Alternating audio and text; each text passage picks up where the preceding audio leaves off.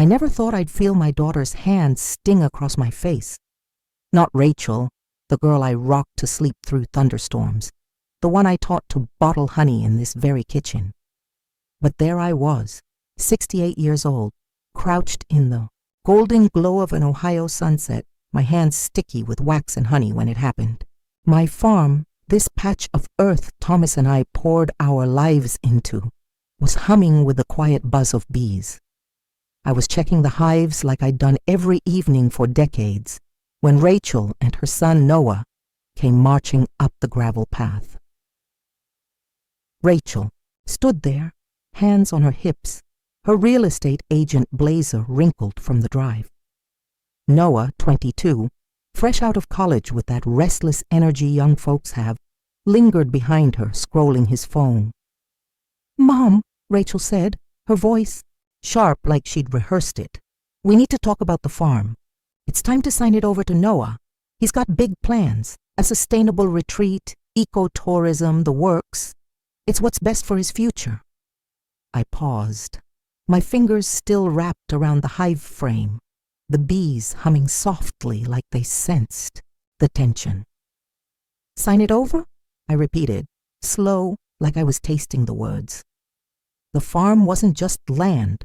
It was 40 years of sweat, Thomas's calloused hands building the barn, my mornings planting rows of kale and zucchini, the honey jars we sold at the county fair.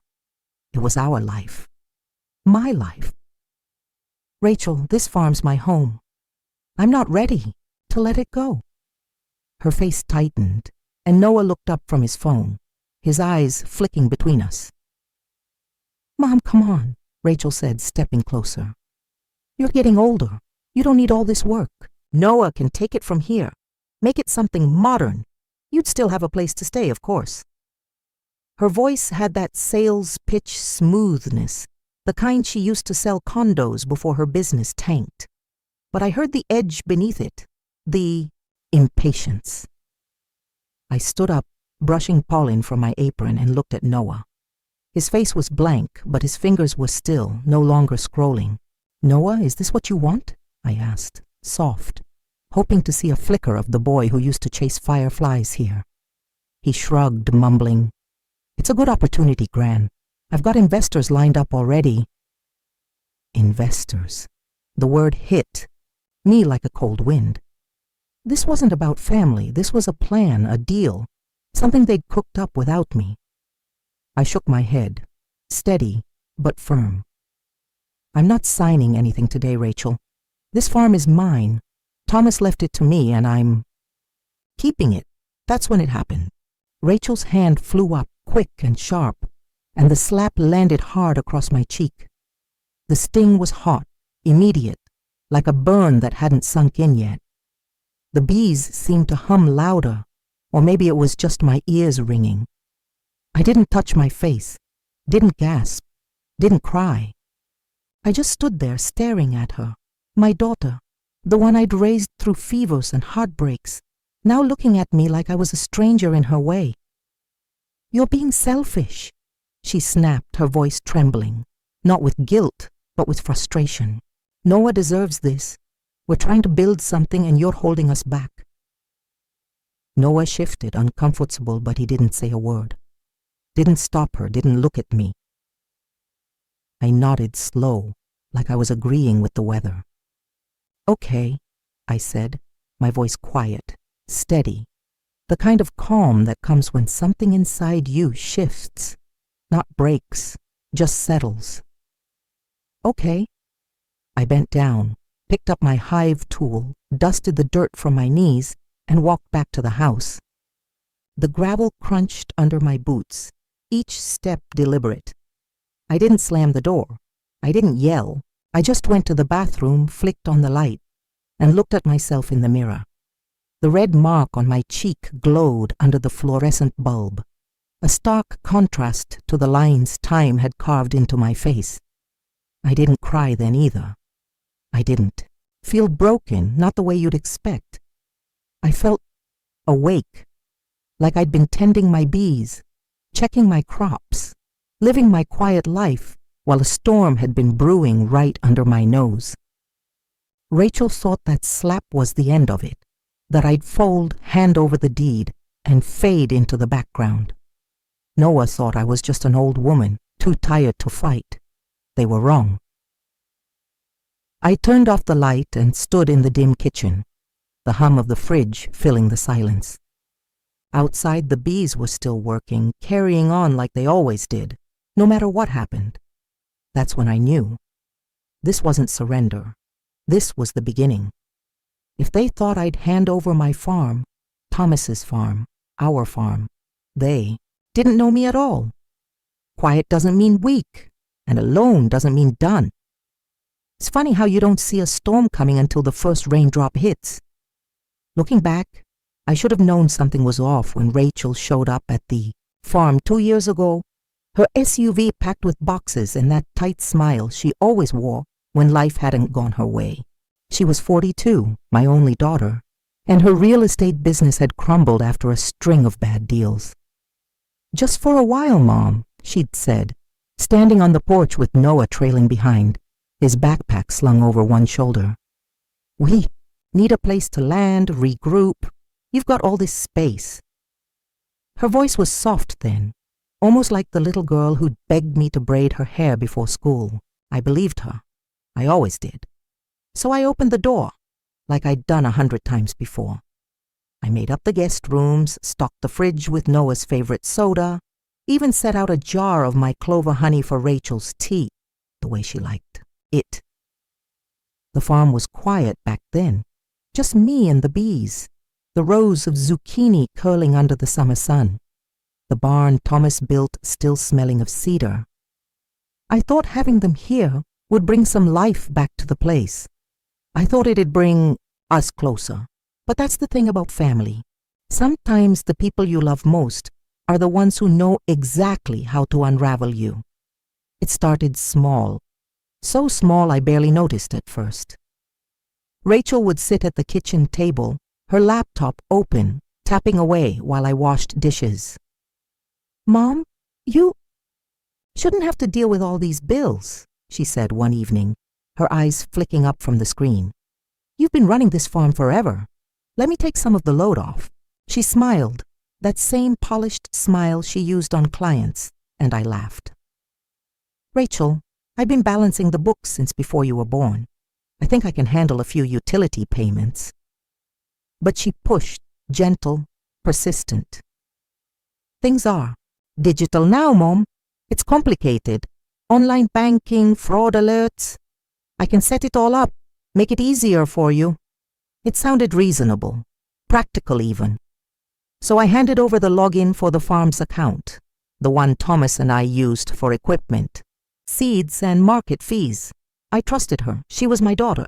And Noah, sweet Noah, who used to spend summers here picking blackberries with Thomas, he'd nod along saying, "Yeah, Gran, you deserve a break." I thought they were looking out for me. I wanted to believe they'd come back because they missed this place, missed me. But the truth was, they didn't come back to rebuild. They came to claim. A few months in, I started noticing things. Little things at first. A bank statement that never arrived in the mail. A new password on the account I couldn't log into. Rachel would wave it off, saying, "Oh, I updated it for security, Mom. I'll send you the new one later." Later never came. Then Noah started bringing friends to the farm, college kids in expensive sneakers, snapping photos of the barn, the fields, the beehives. "This place has so much potential," he'd say, loud enough for me to hear as I weeded the garden. "Eco-retreats are huge right now. We could turn it into something big." His friends would nod, one of them sketching on a tablet, muttering about open-concept cabins and sustainable branding. I'd smile, keep my head down, and pull another weed. But I started keeping a notebook, just a small one, tucked in the drawer with my gardening gloves. I wrote down every change, every odd comment, every time Rachel redirected a bill, or Noah posted something online calling the farm our project. One night, I overheard him on the phone in the living room, laughing, his voice carrying through, the open window. "Yeah, it's practically mine already," he said. "Grant's too old to keep this up forever. We're just helping her transition." Transition, like I was a guest in my own home. That's when Judith Perry started coming around more often. Judith, my friend of 30 years, who'd bring over her famous peach cobbler and sit with me on the porch, reminiscing about the old days. She'd listen to Rachel's complaints about her failed business, nod sympathetically when Noah talked about his vision for the farm. "Clara, you've worked so hard," she'd say, patting my hand. "Maybe it's time to let the kids take over. You could travel, relax, live a little." Her voice was warm, her eyes kind, but something about the way she said it made my stomach twist. I'd smile, sip my tea, and change the subject. But I added her visits to the notebook too. The farm started feeling different. Rachel took over the office, papers scattered across Thomas's old desk, forms I wasn't allowed to see. "Just business stuff, Mom," she'd say, shutting the door. Noah's friends became regulars, walking through my fields like they were measuring them for sale. One afternoon I found a sketch on the kitchen counter, a blueprint for Winfield Eco Retreat, with Noah's name scrawled at the top. My name wasn't anywhere on it. I folded it, tucked it into my notebook, and went back to my bees. They were steady, predictable, working for the hive, not themselves. I envied them sometimes. I kept tending the farm, bottling honey, selling at the market, pretending I didn't hear Rachel and Noah whispering about investors or modernizing. But I wasn't blind. I saw the way Rachel's eyes lit up when she talked about profit margins, the way Noah posted Instagram stories of the barn with captions like "future home of something big." I saw the way Judith lingered after her visits, her car idling in the driveway as she talked to Rachel in hushed tones. I didn't confront them, didn't argue. I just wrote it down. Dates, times, words, transactions. Every piece of mail that didn't arrive. Every login that suddenly didn't work. Some nights, I'd lie awake, wondering if I was being paranoid. Was I just an old woman clinging to a farm too big for her hands? But then I'd think of Thomas, his voice rough but kind, saying, "Clara, this land's ours. Don't let anyone take what we built." He'd known somehow that love could turn sharp if you didn't guard your ground. So I kept my notebook, my quiet little weapon, and I tended my bees. Because when people think you're harmless, they stop hiding their teeth. And that's when you see who they really are. The sting on my cheek faded by morning, but the ache in my chest didn't. It wasn't just the slap. It was the way Rachel looked at me like I was a fence post in her way, something to be pushed aside for her plans. Noah's silence didn't help either, his eyes glued to his phone, avoiding mine. But I didn't crumble. I got up, brewed my coffee, and went out to check the bees. Their hum was steady, grounding like a heartbeat that didn't waver. That's when I decided I wasn't going to let my farm, Thomas's farm, our farm, slip through my fingers. Not without a fight. Not the loud kind, though. My fight would be quiet, careful, like the way I tended my hives. I started at the county clerk's office, a small brick building in town that smelled of old paper and lemon cleaner. I'd been there before, years ago, when Thomas and I signed the deed after we bought the land. The clerk, Eleanor Hayes, was a familiar face. Her kids used to buy my honey at the market. "Clara," she said, adjusting her glasses, "what brings you in? Everything okay at the farm?" I smiled, kept it light. "Just want to double-check some paperwork, Eleanor. Thomas always said never sign anything without reading the fine print twice." She pulled the property records, her fingers quick on the keyboard. I stood there, heart thumping, as she printed out the deed. "Here it is," she said, sliding the pages across the counter. "Sole ownership in your name since Thomas passed in 2012. I nodded, scanning the document until I found it. The clause Thomas had insisted on, back when we were young and dreaming of this farm.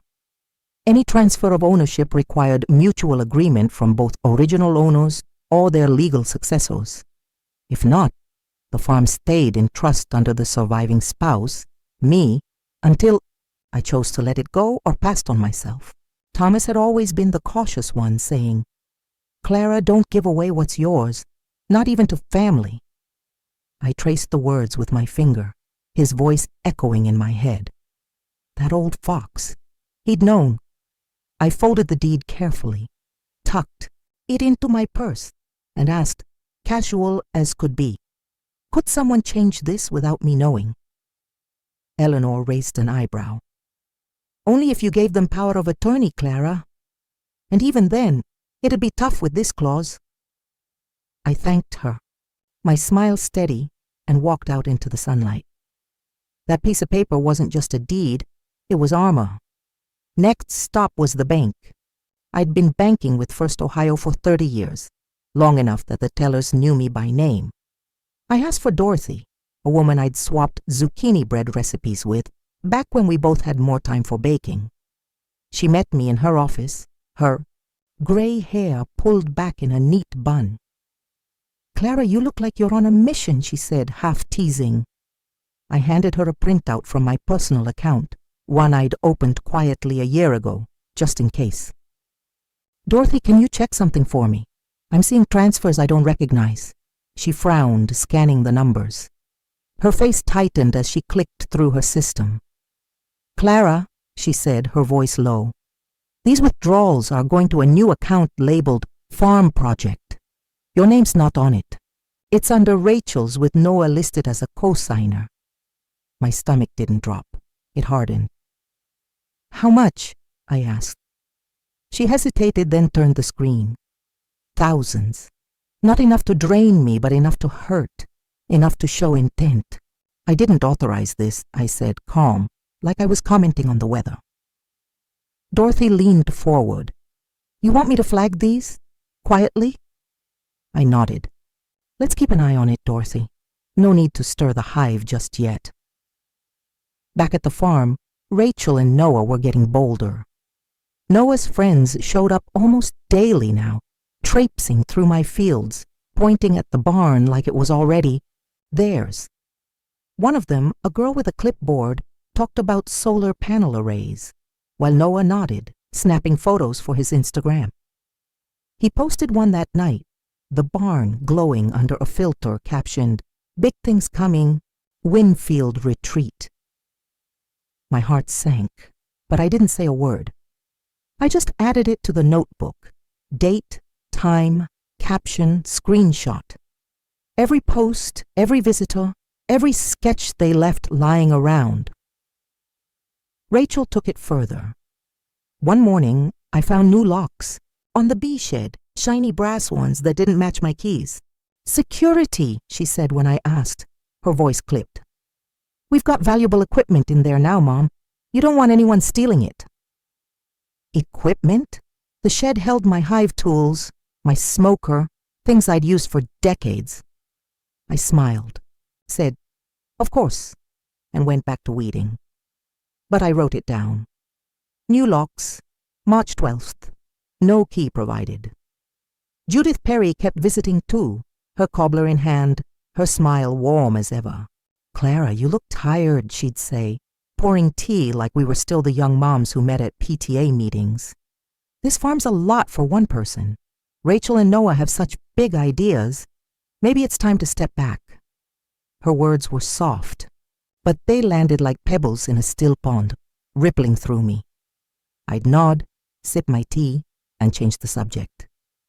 But I watched her closer now, the way she lingered near Rachel, the way her eyes flicked to the fields when Noah talked about investors. I added her to the notebook, too. Judith's visits, March 15th, March 20th. Comments about letting go. Some days I doubted myself. Was I being too suspicious? Was I just an old woman clinging to a farm that was too much for her? But then I'd walk through the fields, feel the earth Thomas and I had turned together, smell the honey in the air. This wasn't just land. It was my life, my love, my proof that I'd built something lasting.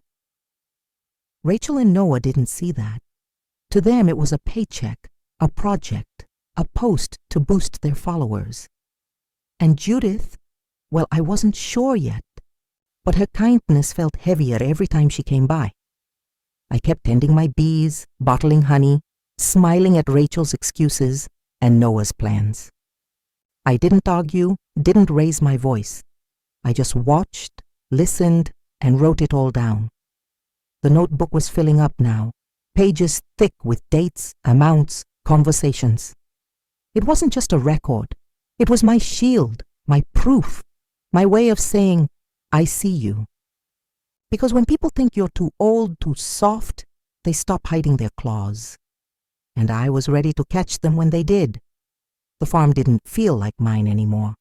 Not with Rachel's papers cluttering Thomas's desk, Noah's friends stomping through my fields, and those new locks glinting on the bee shed. But I wasn't ready to let it go. Not yet. Not ever. That slap from Rachel hadn't broken me. It woke me up.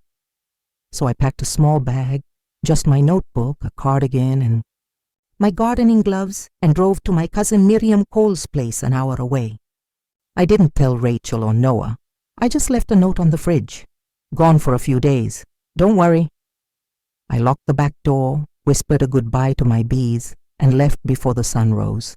The farm would wait. It always had. Miriam's house smelled of lavender and fresh bread, a quiet kind of comfort I hadn't felt in months. She didn't pry, just handed me a mug of chamomile tea and said, "You stay as long as you need, Clara. There's a room upstairs with your name on it." I nodded, grateful and settled in, but I wasn't there to hide. I was there to plan. That first morning, I opened my laptop and called Daniel Walsh, a lawyer a friend had recommended after her own family tried to swindle her out of her savings.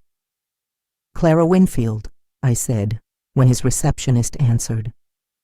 "I need help with a case of financial manipulation and property theft. I've got everything documented." Daniel was all business, mid-50s, with a voice that cut through nonsense like a well-sharpened knife. I met him the next day, handing over my notebook, every bank transfer, every Instagram post, every lock change, every whispered plan I'd overheard. He flipped through the pages, his expression unreadable, then looked up. "Clara, this is airtight. Most people don't come in with this kind of evidence. You've got a case, and a strong one." I didn't smile, just asked, "What's next?" He laid it out, an injunction to freeze the farm's deed, a formal complaint for elder financial abuse, and a request to investigate unauthorized transactions. "It'll take a week, maybe less," he said, "but we'll lock this down." I spent that week at Miriam's, watering her geraniums, reading old mysteries, pretending the world wasn't shifting under me. But inside, I was steeling myself. Rachel and Noah thought I'd gone quiet because I'd given up. They didn't. No, quiet was my weapon. 7 days later, Daniel called. "It's done," he said. "The courts issued a temporary injunction. No one can touch the farm. No sales, no transfers, no remodeling. It's yours until the hearing." I thanked him, hung up and sat on Miriam's porch, staring at her lavender bushes. The bees back home would have liked them. I felt taller somehow, like I'd taken back a piece of myself. Back at the farm, Rachel and Noah didn't know yet. I didn't tell them. I let the county mail the notice, a crisp envelope with their names on it. But Noah, impatient as ever, pushed forward. I got a text from a neighbor, Sally, who'd seen a flatbed truck pull up to the farm, loaded with construction supplies, lumber, solar panels, even a sign that read, "Winfield Eco Retreat, coming soon." Noah was moving in, or trying to. Sally sent me a photo of the gate, where a laminated letter from the county was taped, bold and clear. "This property is under legal injunction. No items may be moved, stored, or altered. Unauthorized entry is trespassing. Clara Winfield." I stared at the image, my tea cooling in my hand. Noah's truck was still there, but Sally said it left an hour later, empty. That night my phone rang. Rachel. I let it go to voicemail, waited an hour, then listened. Her voice was tight, like she was trying not to scream. "Mom, what is this? A letter from the county, an injunction. You're accusing us of stealing. This is insane. Noah's humiliated. He's got investors waiting. Call me back now before..." This gets worse. Before it gets worse. As if she hadn't slapped me. As if they hadn't changed the locks on my own shed. I called her back, not because I was scared, but because I wanted her to hear my voice. Calm, steady, unshaken. She answered on the first ring. "Finally," she snapped. "What are you doing, Mom? This is going too far." I took a breath. "I'm protecting what's mine, Rachel. You humiliated yourself when you started planning Noah's retreat on land that isn't yours." She paused, and I could almost see her pacing, her jaw clenched. "You can't prove anything," she said, slower now, like she was testing me. "We were helping you. The farm's too much for you. Noah's just trying to make it sustainable." I almost laughed. Helping me? By moving my money? By locking me out? By slapping me when I said no? Silence. Heavy, thick, like smoke. Then she muttered, "That was a mistake. But this injunction, it's overreacting." That's when it hit me. She didn't know how deep this went. So I went to Dorothy at the bank again. I'd asked her to keep digging and she'd found something. A trail of emails linked to the farm project account. I met her in her office, and she slid a folder across the desk, her face grim. "Clara, these weren't easy to get," she said. "The account's tied to Rachel, but there's another name on the correspondence. Judith Perry." My heart stopped. Judith, my friend of 30 years, the one who brought Cobbler, who sat on my porch and told me to rest. I opened the folder. My hands steady but cold. The emails were there, clear as day. Judith, writing to Rachel, "The developers are ready to buy once the deed's clear. We split 60-40 after the sale. Keep pushing Clara. She's soft. She'll cave." Rachel's reply, "Noah's on board. We'll have it locked down soon." My breath caught, not from hurt, but from clarity. Judith wasn't just encouraging Rachel. She was orchestrating it, a real estate investor playing the long game, using our friendship to get to my farm. I trusted her, shared my fears, my memories of Thomas, and she'd turned them into leverage. I called Rachel again, this time, from Miriam's kitchen, the folder open in front of me. "Rachel," I said, my voice low, "I know about Judith." Silence again, but this time it was different. Panicked, jagged. "What are you talking about?" she stammered. I didn't raise my voice. "The emails, the developers, the 60-40 split. You didn't just want the farm for Noah. You were selling it out from under me, with Judith pulling the strings." She tried to interrupt, her words tumbling over each other. "That's not... Mom, you're misunderstanding. Judith was just advising..." I cut her off. "No, Rachel. I see it now. All of it. And so will the court." She went quiet, and I heard Noah in the background asking, "What's she saying?" Rachel muttered something, then came back, her voice softer, pleading. "Mom, let's talk. About this. We can fix it." But I was done with fixes, done with promises. "You made your choice," I said. "Now I'm making mine." I hung up, my hands steady, my heart calm. Judith's betrayal cut deeper than Rachel's slap, but it didn't break me. It sharpened me. They thought they could erase me from my own life. They didn't know I was already rewriting the story. The drive back to the farm felt like coming up for air after being underwater too long. I'd been gone 2 weeks, staying with Miriam, her lavender-scented guest room a quiet haven, while the legal wheels turned. But now it was time. Daniel, my lawyer, called that morning, his voice steady as ever. "Clara, the court's ready. The injunction's holding and we've got a hearing tomorrow. You want to go home first?" I didn't hesitate. "Yes," I said. "I need to see my bees." So I packed my bag, notebook, gloves, that old cardigan Thomas loved, and drove back to the farm, a police officer named Barrett and Daniel trailing in their own cars, just in case. The fields came into view first, golden under the late morning sun, the zucchini vines curling like they'd been waiting for me.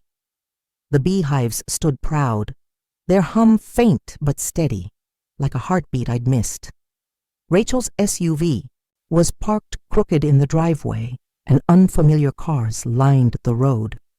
Sleek, shiny things that screamed money Noah didn't have. Laughter spilled out from the open front door, young voices talking about tearing down the barn and installing a yoga deck. My chest tightened, but I didn't falter. I stepped onto the gravel, Barrett and Daniel behind me, and walked into my home. Inside, Noah's friends were sprawled across my living room, one of them balancing a coffee mug on Thomas's oak table, another measuring the kitchen doorway with a tape measure.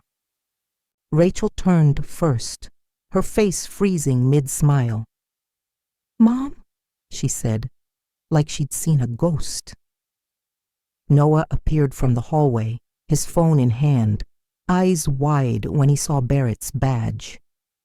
Daniel stepped forward, calm as a summer breeze, and handed Barrett a sealed envelope. "Officer Barrett," he said, "please inform the occupants of the court's ruling." Barrett cleared his throat, his voice firm but even. "This property is under legal injunction. Clara Winfield has sole authority, effective immediately. You're required to vacate now." The girl with the tape measure blinked, confused. "Wait, what?" Rachel set her mug down hard, the clink echoing. "This is a mistake," she said, her voice sharp. "We're family. We're just helping." I met her eyes, steady, unflinching. "Helping?" I said, soft but clear. "You helped yourself, Rachel, to my money, my farm, my trust. And when I said no, you raised your hand." Noah stepped forward, hands up like he could stop this. "Gran, let's talk. We don't need all this." But Daniel handed him the envelope. "This is notice of an investigation into financial coercion and property misrepresentation. Your access to this property is revoked." Rachel's face went pale, her eyes darting to Noah, then back to me. "You're really doing this?" she asked, her voice cracking. "Kicking us out?" I took a step closer, my boots knowing every creak in these floors. "No," I said. "I'm taking back what's mine. You forgot who built this place." Barrett turned to Noah's friends. "Gather your things. Let's keep this quick." One of them, a girl with a nervous smile, mumbled, "We didn't know. Rachel said it was okay." I nodded, gentle but firm. "She always says." They shuffled out, grabbing bags, avoiding my eyes. Rachel stood frozen, her phone clutched like a lifeline. "This is humiliating," she muttered. "No," I said, my voice steady. "This is consequence." The hearing the next day was quick, clinical. The courthouse was cold, all polished, wood and hushed voices. I sat in the front row, wearing Thomas's cardigan, not for style, but for strength. Rachel and Noah came in late, Rachel's face bare of makeup, Noah's eyes red. They didn't look at me. The judge, a woman with sharp eyes and a no-nonsense tone, reviewed the documents, my notebook, the bank records, Noah's social media posts, the emails with Judith. Daniel presented it all clean and precise, like laying out a winning hand. When it was my turn to speak, I stood, my voice calm but clear.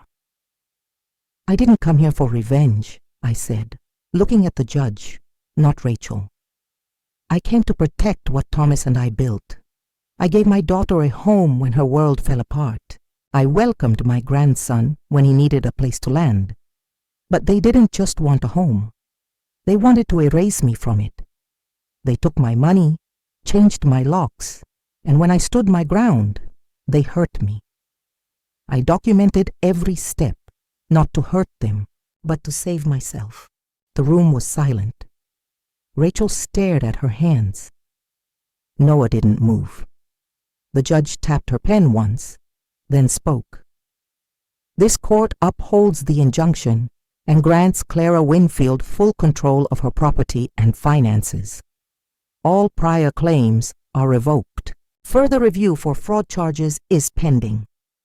Rachel's shoulders sagged, but she didn't argue. Neither did Noah. It was done. I walked out into the sunlight, Miriam waiting with a thermos of tea.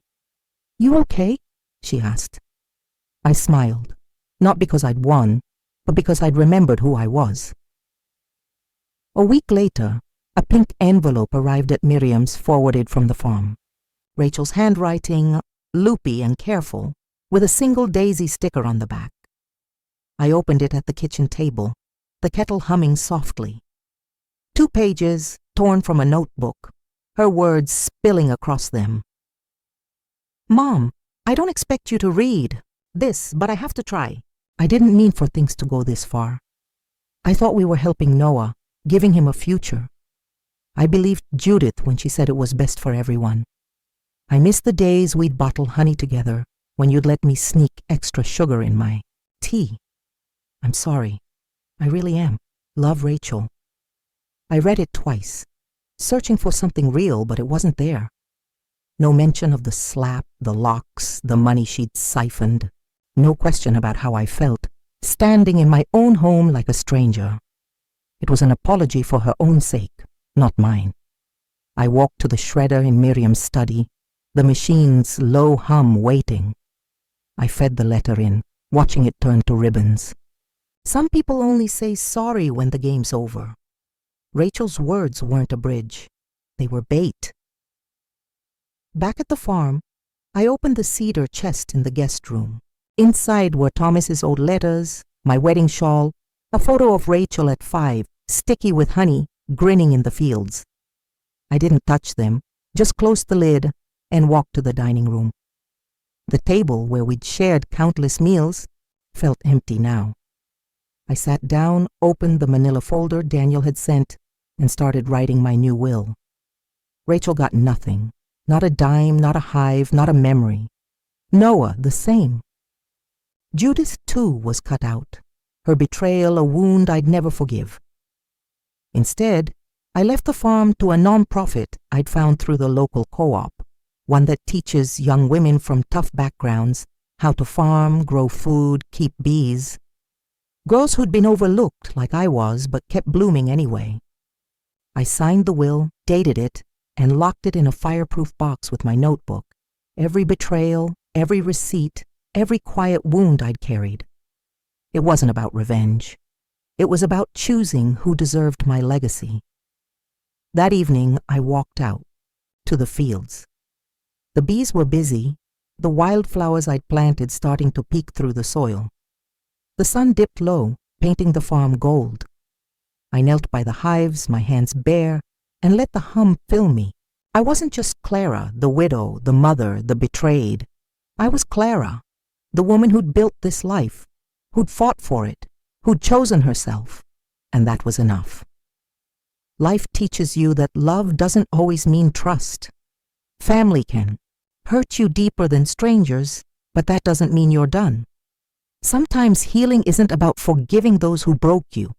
It's about building boundaries, planting new seeds, and giving your light to those who'll cherish it. I learned to guard my ground, not with anger, but with truth. And in that truth, I found peace.